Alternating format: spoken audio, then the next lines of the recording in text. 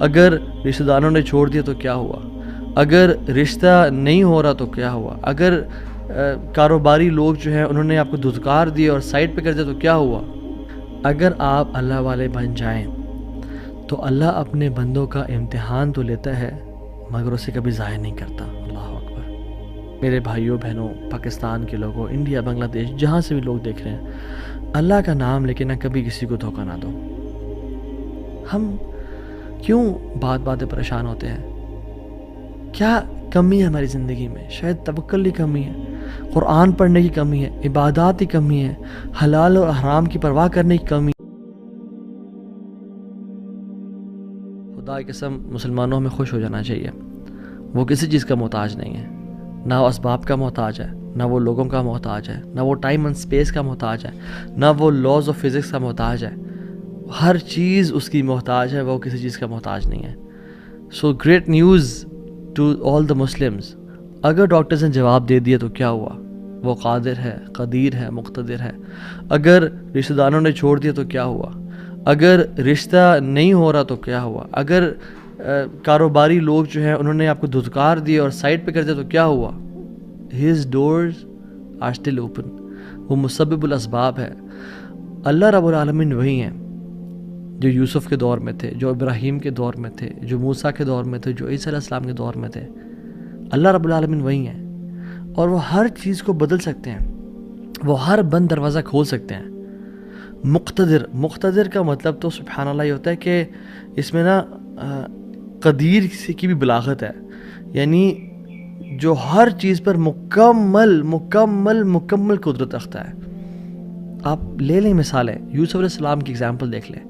ایک بچہ جو کہ بالکل اپنے انفینٹ سے نکل رہا تھا، اس کو کنویں میں پھینک دیا گیا، وہاں سے اس کو قافلے نے پرچیز کیا اور بالکل for pennies he was sold, اور عورت نے حملہ کیا ان پہ، گناہ کرنا چاہا، جیل میں ڈال دیا گیا ان کو، ٹھیک ہے۔ وہ شخص جو کنویں میں پھینکا گیا، جو جیل میں ڈالا گیا، جو اتنا بے بس کہ نہ باپ نہ ماں نہ بھائی، بالکل مصر میں ان نون اسٹرینجر، اور وہ جیل میں بھی ہو، نو کانٹیکٹس، نو پی آر، کیا بنے گا اس کا؟ القدیر نے، المقتدر نے اس کو وہاں سے اٹھا کے ایجپٹ کے تخت پہ بٹھا دیا۔ اللہ ہر چیز پر قادر ہے۔ ابراہیم علیہ السلام، باپ بھی چھوڑ گیا، باپ نے کہا تجھے میں رجم کر کے مار دوں گا، ہر کوئی ساتھ چھوڑ گیا، حتیٰ کہ سب جمع ہو گئے ان کے خلاف اور ان کو برہنہ کر کے کیٹاپلٹ میں ڈال دیا، اور وہاں سے جب آگ میں ڈالنے لگے تو کیا پڑھا ابراہیم نے؟ حسبی اللہ و نعم الوکیل، مجھے اللہ کافی ہے۔ اور کیا ہی وہ نعم الوکیل، کیا بہترین دوست ہے، کیا بہترین کارساز ہے وہ۔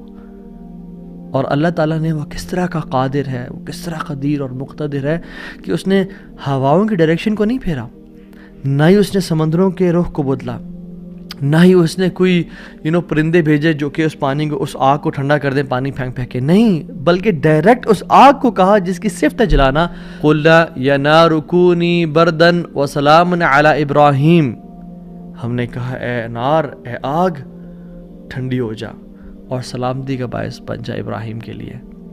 اور جب ابراہیم اس آگ سے نکلے تو ان کا جو باپ تھا آزر، وہ دیکھ رہا تھا اور کہتا ہے نعم رب ربک یا ابراہیم، کیا رب ہے تیرا ابراہیم۔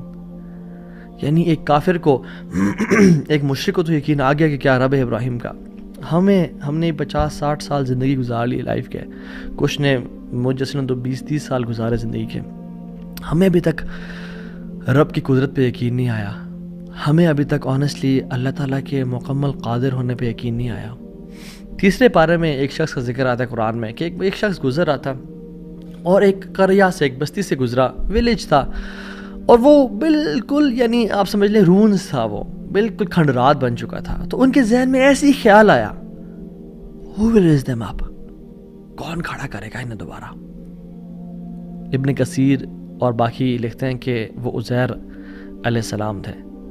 خیر نیورتھلیس اللہ تعالیٰ نے ان کو موت دے دی، اور موت دینے کے بعد جب اٹھایا تو کہا کہ کتنا عرصہ تم پڑے رہے ہو اس جگہ پہ؟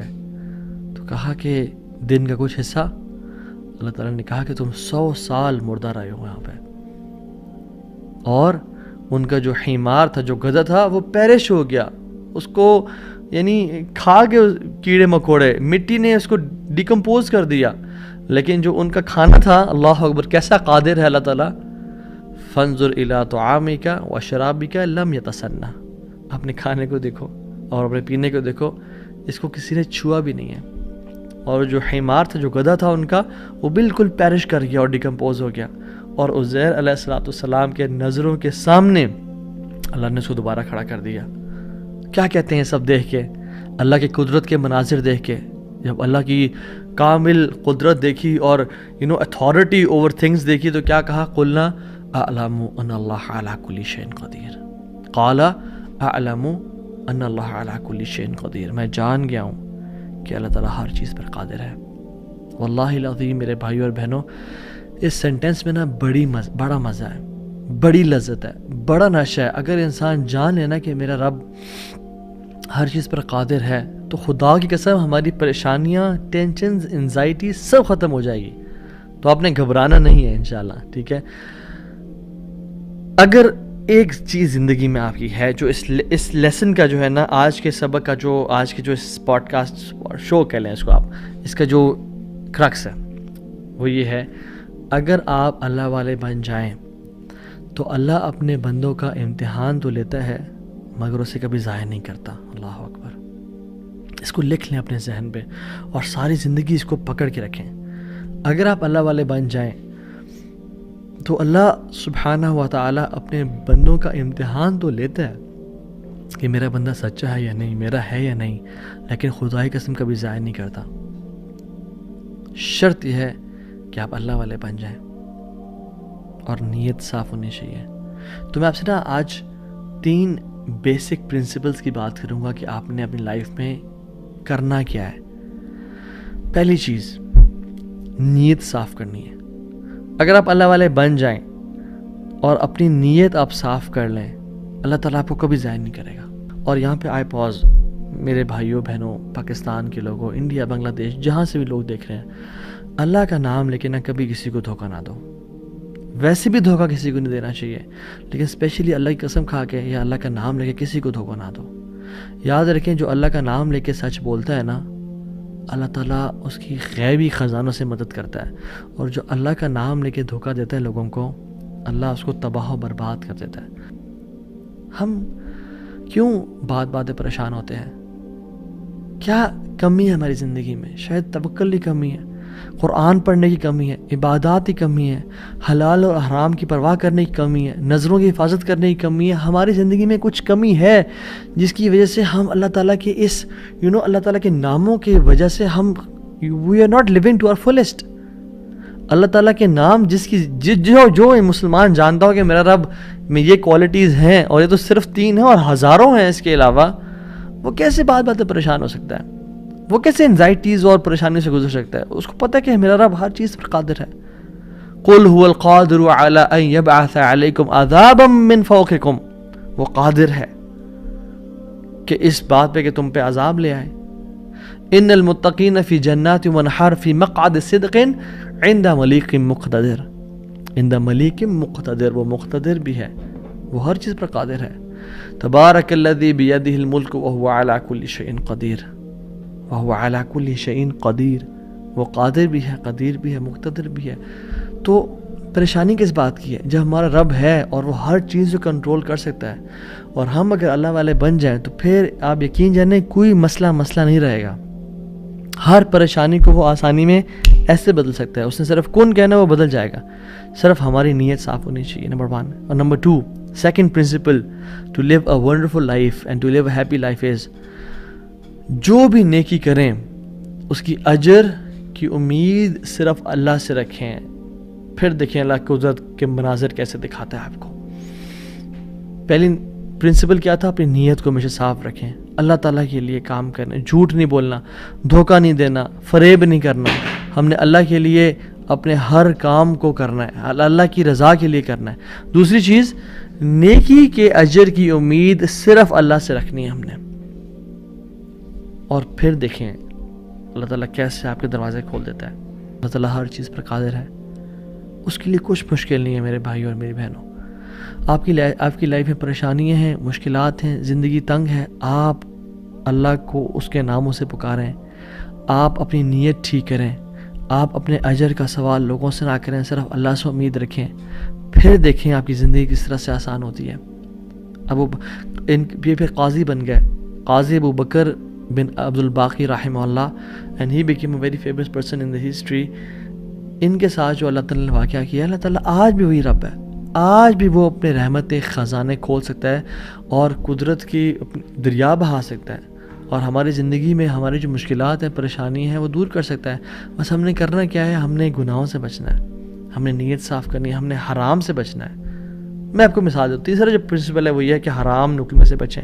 پہلا پرنسپل نیت کو صاف کر لیں، دوسرا پرنسپل اللہ کی رضا کے لیے سارا عمل کریں، اللہ کو خوش کرنے کے لیے تمام اپنے اعمال کو رکھیں اور صرف اس سے اجر کی امید رکھیں، اور تیسرا پرنسپل حرام لقمے سے بچیں۔ آپ صحابی رسول کا واقعہ دیکھ لیں، ابو امامہ الباہلی رضی اللہ تعالیٰ عنہ، جب وہ اس دین میں آئے، اسلام قبول کیا، تو غریب تھے، اپنی قوم والوں کے پاس گئے کہ جب وہ کھانا کھائیں گے تو میں ان کے ساتھ کچھ کھا پی لوں گا۔ جب انہوں نے کھانا پکایا اور سرو کیا تو کھانے لگے تو دیکھا اس میں دم مسفوح پکا ہوا ہے۔ دم مسفوح وہ ہوتا ہے جب بکرے کو ذبح کرتے ہیں نا، یا دمبے کو یا اونٹ کو نہار کرتے ہیں تو جو خون نکلتا ہے نا، اسے لوگ اس میں شامل کر لیتے ہیں اور اس کو پکاتے ہیں۔ کچھ روایت میں تھا کہ وہ خنزیر بھی اس میں تھا، جو کہ دونوں حرام ہیں۔ تو انہوں نے شدید بھوک کی حالت میں ایسے ہاتھ بڑھایا اور دیکھا دم مسفوح ہے تو اس کو چھوڑ دیا اور کہا یہ ناجائز اور حرام ہے۔ تو قوم والوں نے کہا تمہیں بڑا حرام حلال کی پرواہ، تم کون، تمہیں کیا ہوا؟ کہتے کہ میں ایمان لے کے آ گیا ہوں اللہ تعالیٰ پہ اور اللہ کے نبی صلی اللہ علیہ وسلم پہ، میں اسلام ہو گیا ہوں، میں نے اسلام قبول کر لیا اور میں مسلمان ہو گیا ہوں۔ تو انہوں نے کہا کہ اچھا ٹھیک ہے، بڑے تم آئے ہو نیک، جیسے آج کل کے لوگ کہتے ہیں نا تم بڑے مولوی ہو گئے ہو۔ تو نہیں کہا کہ تم بڑے مولوی ہو گئے ہو، تو تمہیں تمہارا دین مبارک ہو، بہرحال یہی کھانا تو یہ تم نے کھانا تو کھاؤ، نہیں کھانا تو نکل جاؤ یہاں سے۔ وہ چلے گئے، دور جا کے لیٹے، کہتے ہیں میں نے تھوڑی دیر کے لیے آنکھ لگائی اور بھوک کی شدید حالت تھی۔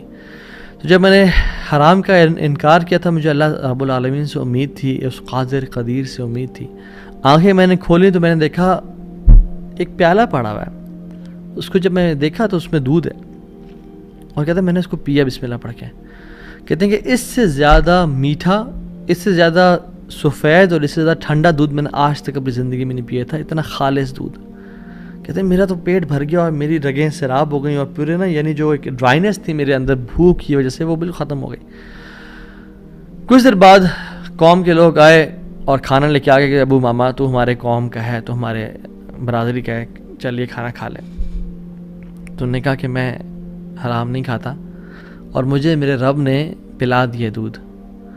تو انہوں نے کہا کہ ابو ماما تو نے ایک تو پہلے دین کو چینج کیا، پھر تو بس جھوٹ بولنے شروع ہو گیا ہے، کیا مسئلہ ہے تیرے ساتھ، کوئی مسئلہ ہے؟ تو انہوں نے کہا نہیں میں جھوٹ نہیں بول رہا، میں اسلام قبول میں نے کیا، اور میرے رب نے مجھے، جس رب پہ میں ایمان لے کے آیا ہوں، جس قادر پہ میں ایمان لے کے آیا ہوں، جس مقتدر پہ میرا بلیف ہے، اس نے مجھے دودھ پلایا اپنی طرف سے۔ وہ کہتے ہیں کہ تم جھوٹ بول رہے ہو۔ تو خیر ان میں سے جو ایک شخص تھا وہ آگے بڑھا اور ان کی شرٹ کو اوپر کیا اور ان کے اسٹمک کو دیکھا کہ کیا یہ فل ایمٹی ہے یا اس میں کچھ ہے۔ تو نہیں، وہ شاک ٹو ریئلائز کہ اٹ واز فل، اور جب ان کی انگلیوں کو دیکھا تو اس میں ان کا ہوگا ٹیکنیک کوئی بھوک کو نوٹس کرنے کے لیے، تو کہ دیکھا انگلیاں فریش تھیں، تر و تازہ تھیں۔ وہ بڑے حیران ہو گئے اور انہوں نے کہا کہ یہ تو نے کیا کیا، یہ کیسے ہوا؟ تو انہوں نے کہا کہ جس رب پہ میں مان لے کے آیا ہوں نا، اور میں نے حرام کے لقمے کا انکار کیا ہے، اس رب نے مجھے دودھ پلایا ہے۔ اور ابو امامہ الباہلی رضی اللہ عنہ کی یہ کیفیت کو دیکھ کے ان کا سارا قبیلہ انہوں نے اسلام قبول کر لیا۔ تو اگر ہم حرام کا انکار کرتے ہیں اپنی زندگی میں، we make it a point کہ حرام لقمہ ہم نے نہیں کھانا، تو اللہ تعالیٰ کس طرح سے اپنی قدرت کے مناظر ہمیں دکھائیں گے۔ دیکھیں، حرام بھی ہم کمائیں اور پھر بھی اللہ سے امید کریں کہ اللہ قدرت کے مناظر دکھائے، جھوٹ بھی بولیں، 500 کے پیچھے، 1000 روپے کے پیچھے جھوٹ بولیں، یہ کہیں لوگوں کو جی دیکھیں میری تو پہنچ یہ 1000 روپیز ہے، اور حالانکہ وہ پہنچ ہوتی ہے 500 کی یا 600 کی، تو بندہ کچھ پیسے کے لیے جھوٹ بولے اور پھر کہے اللہ تعالیٰ قدرت کے مناظر بھی دکھائے۔ عمل تو ہم پھر آن والا کریں اور موسیٰ علیہ السلام والا رزلٹ دیکھنے کی کوشش کریں، ایسا کبھی نہیں ہوتا۔ ہمیں اگر اللہ تعالیٰ کی قدرت کے مناظر اپنی زندگی میں دیکھنے ہیں نا، اور ہم چاہتے ہیں کہ اللہ تعالیٰ ڈائریکٹ انٹرفیئر کریں اور ہماری زندگی کو آسان کریں، تو ہم نے حرام لقمے سے دور رہنا ہے۔ کہہ دیں لوگوں کو کہ نہیں کریں گے ہم بینک کی جاب، نہیں کھائیں گے ہم سود، نہیں بولیں گے ہم جھوٹ، ہاں بھوکے مر جائیں گے لیکن ہم گناہ نہیں کریں گے، ہم جھوٹ، ہم حرام لقمہ نہیں کھائیں گے، 8000 پہ گزارا کر لیں گے، 15-20 ہزار پہ گزارا کر لیں گے، جتنی تنخواہ ہے اس پہ گزارا کرنا سیکھیں، لیکن حرام نہیں کھائیں گے اور پھر دیکھیں اللہ تعالیٰ کس طرح سے آپ کے رزق میں، آپ کے گھر میں، آپ کے اہل و عیال میں، آپ کی زندگی میں برکتیں لے کے آتا ہے اور مشکل سے آپ کو نکالتا ہے.